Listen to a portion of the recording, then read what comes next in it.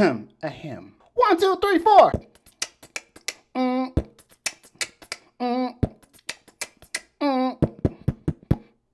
What's up, everybody? Welcome to the Breakdown, where we talk about everything cars, news, and reviews. If you're new to the channel, welcome. If you're not, welcome back. The Acura Integra Type S is finally here.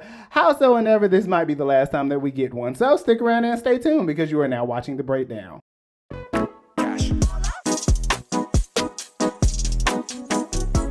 If you haven't already, please consider liking and subscribing to the channel. It means a lot to me and the YouTube algorithm. And don't pay attention to my hair wrap, because that was just the vibe today and y'all just going to get over it, so I don't care. But let's talk about the Integra Type S, because that's really why you're here. So today, the Acura Integra Type S was released, and I've got to say, it's exactly what I expected. And let me explain. So for all of you who don't know, the Acura Integra was born of a very interesting conception from Honda back in 1986, and the first two models that were available were the Legend and the Integra. Fast forward into the 90s, and the Integra is its glory days, and the Integra was known as the budget-friendly luxury compact that had everything that you needed and then some for the young working adult. But it would be a special moment in time in 1997 when the Integra Type R first debuted, which was hailed as the best handling front-wheel drive car in the world. Many journalists have hailed that car as being one of the most unseen and unprecedented cars to ever hit the market. It was only available from 1997 to 1999 with a brief hiatus, and then into 2001. The Integra at some point would be deleted, and we would begin to get a very reputable successor, which was the RSX. The RSX was the one that most people hail as it was a great continuation. It was a great second movie. And there was the Type S model, and the RSX Type S was one of the cars that really kind of set the tuner scene, especially for Need for Speed, Gran Turismo, all that good shit, right? So later on, if you don't know anything about Acura, they're working on some things, but for a while they actually deleted a lot of their nameplates in favor of alphanumerical nomenclature, which basically says we're competing with the Germans. And unfortunately, to compete with the Germans, that would mean that you have to make a rear-wheel drive car. So fast forward, you had the ILX, which the ILX was very boring, and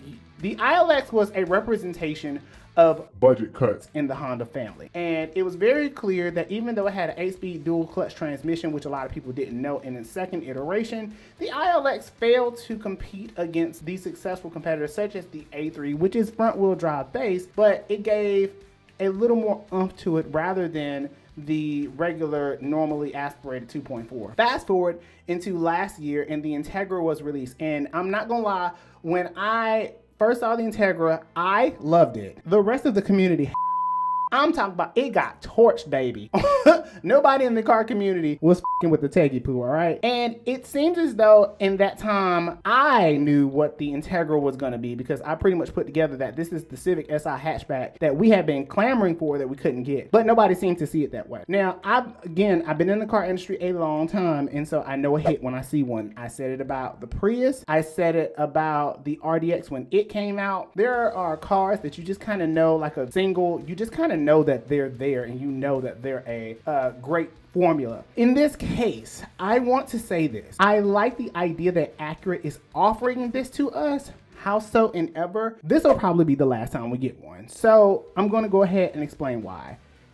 The Acura Integra, for all you didn't know, is, especially the Type S model, is getting the same Civic Type R bump, but with the exhaust notes are getting 5 more horsepower, so you get 320 horsepower. Great. Well, unfortunately, the problem comes in two different problems. There's the dealers, and then there's inventory supply. When it comes to these, people are going to be on the wait list, and for most people who are into the Integra Type S, it's kind of those if you know, you know situations. And for a lot of people who are into Acuras, they're going to be the first ones on the list putting their deposits down. Well, the problem is going to come in when the Acura dealers are going to probably mark this bad boy up, because it is a luxury Honda Civic Type R, and there is nothing nicer than getting a Civic Type R with power seats. I'm just saying. So I think that in addition to that, it's also going to have the amenities that most of us adults want. And I see the problem coming in is the difference between the Honda Civic Type R and the Acura Integra Type S is that the Civic Type R is more so for the audience, the younger audience. They want that boy racer appeal. And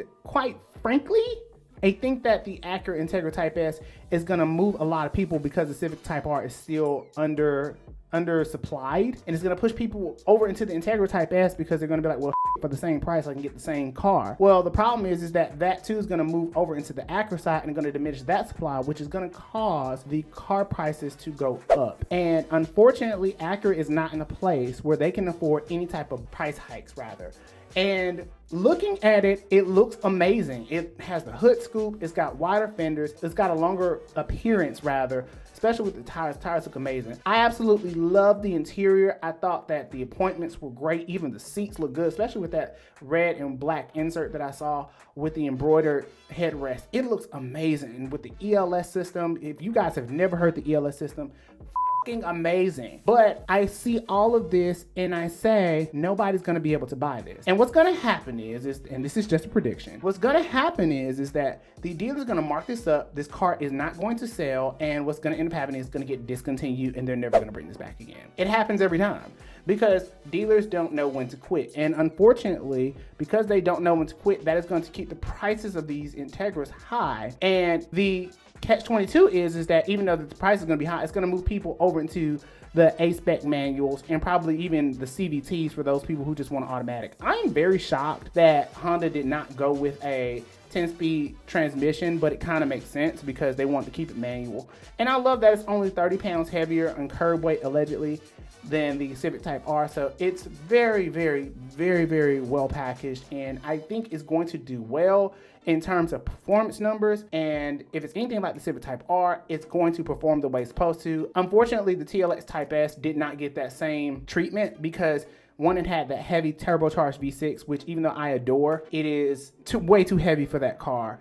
And the other thing is that the TLX Type S had no back seat in comparison to the Integra Type S, which has a comparable back seat to the Civic. But I do want to go ahead and put this out here. Mark my words, if this becomes a hit, I would be very surprised, because I think that while people want it from a fanfare standpoint, I don't think people are going to buy it, especially when you have competitors such as the Grand Coupe M235, which is kind of niched in itself, and then you have the CLA 45, which in that case is going to be a great alternative, especially people who want authentic luxury. And that's not including if Tesla decides they want to come out with something better and we're all moving to electric vehicles. So this is almost a little too late. I love the idea, I love the concept, but it's almost a day late, $1 short. I love the concept. We'll find out more in June. I will go ahead and say this much. You guys just brace yourself for the dealer markup. It's unfortunate, but it's gonna happen. And so that's usually how that works. The sale price is totally at the dealer's discretion. So if they decide they want to sell it at $75,000 and some dummy buys it, and yes, I said some dummy